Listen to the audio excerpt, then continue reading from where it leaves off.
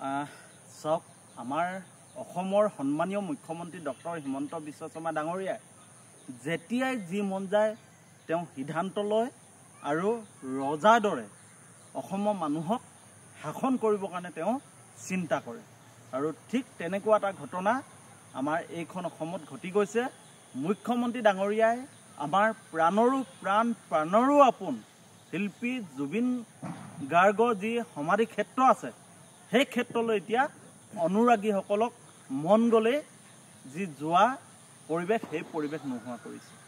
জুবিন গাৰ্গে জীয়াই থাকোঁতে সিদ্ধাৰ্থ শৰ্মাই আমাৰ জুবিন অনুৰাগীসকলক জুবিন গাৰ্গৰ কাষলৈ যাবলৈ সুযোগ দিয়া নাছিল আৰু এতিয়া মৃত্যুৰ পিছত ডক্টৰ হিমন্ত বিশ্ব শৰ্মাই জুবিন গাৰ্গৰ কাষলৈ অনুৰাগীসকলক যাবলৈ সুযোগ দিয়া নাই।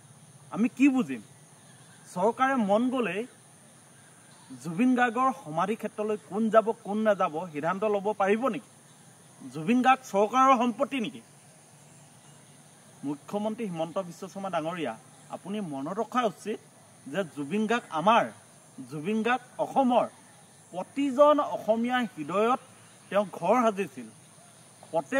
প্ৰত্যেকজন অসমীয়াই জুবিন গাৰ্গক ভাল পাইছিল, আপোনত্ব দিছিল।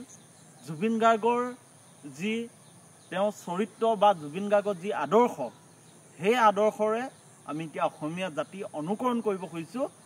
অসমীয়া জাতিয়ে জুবিন গাৰ্গে বিচৰা জাতিভেদ এখন সমাজ গঢ়িব খুজিছে, যাক লৈ হিমন্ত বিশ্ব শৰ্মা ডাঙৰীয়াৰ অস্থিৰ হৈছে আৰু সেইবাবে জুবিনদাৰ যি জুবিন ক্ষেত্ৰ এই ক্ষেত্ৰলৈ যাবৰ কাৰণে অনুৰাগীসকলক বাধা দিয়া যেন আমাৰ অনুভৱ হৈছে।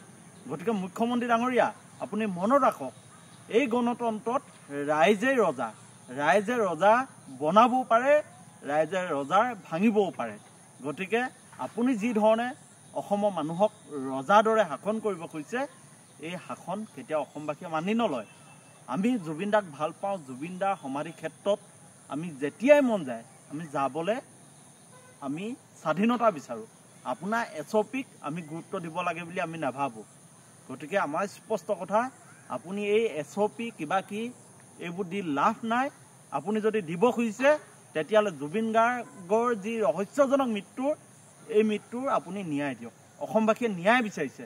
আপোনাৰ যি আজে বাজে কথা এই কথাবোৰ অসমবাসীয়ে এতিয়া শুনি থাকিব বিচৰা নাই।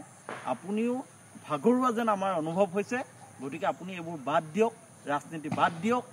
আপোনাৰ বিৰুদ্ধে আপোনালোকৰ দলৰ মানুহে বিচাৰিছে যে এতিয়া চৰকাৰে ন্যায় দিব পৰা নাই। গতিকে বিজেপি সদস্যসকলে এতিয়া ৰাজপথত ওলাই আহি জুবিনদাৰ ন্যায়ৰ কাৰণে তেখেতলোকে ন্যায় যাত্ৰা কৰিছে, সমদল কৰিছে, সভা পাতিছে।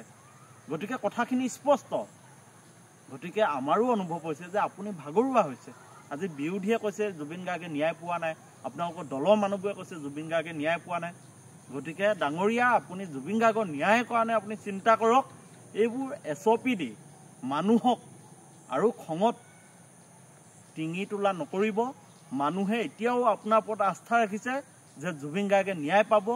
জুবিন গাৰ্গৰ দৰে সম্পদক আজি অসমৰ পৰা ছিংগাপুৰলৈ নি হত্যা কৰা হৈছে আৰু আপুনি কৈ আছে যে আপুনিও জুবিন গাৰ্গৰ ন্যায়ৰ কাৰণে মাত মাতি আছে।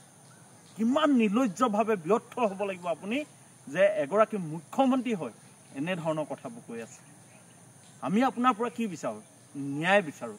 ৰাজ্যখনৰ মুৰব্বী হিচাপে আপোনাৰ দায়িত্ব যে অসম সন্তান আজি মৃত্যু হৈছে, ন্যায় পোৱা নাই আৰু এই মৃত্যুৰ লগত জড়িত আপোনাৰ লগত সম্পৰ্ক থকা একাংশ ব্যক্তি।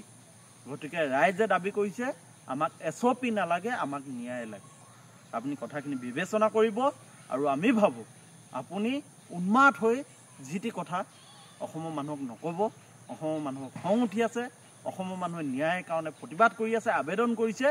গতিকে আপুনি কথাখিনি গভীৰতালৈ গৈ ভাবক আৰু জুবিন গাৰ্গৰ ৰহস্যজনক মৃত্যুৰ ন্যায় দিয়ক।